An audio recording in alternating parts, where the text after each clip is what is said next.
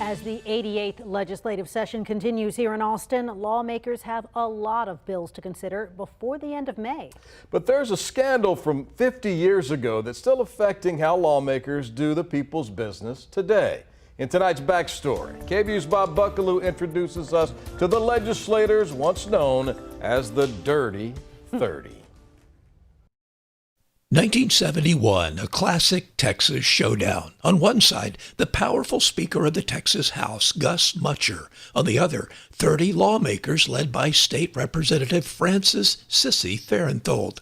It was a coalition of reformers, Republicans and Democrats, liberals and conservatives, who didn't like the way legislation was handled under Mutcher's leadership.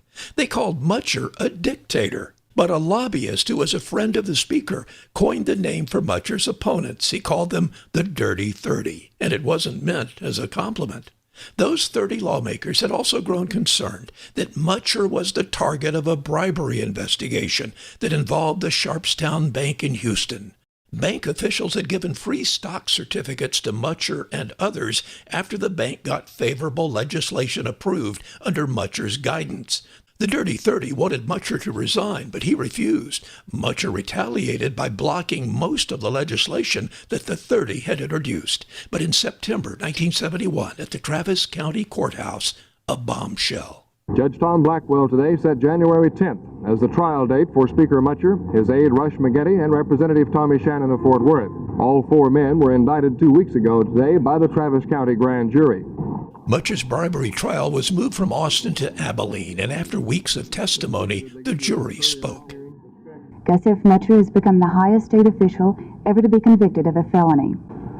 I am innocent, and in time will be completely vindicated. Mutcher and the other defendants received 5 years of probation, though he was later cleared on appeal. But the scandal and the work of the 30 led to reform at the state capitol. Today, lawmakers hold open meetings and operate under a Public Information Act, changes that might not have happened had it not been for the Dirty 30. Bob Buckaloo, KVUE News.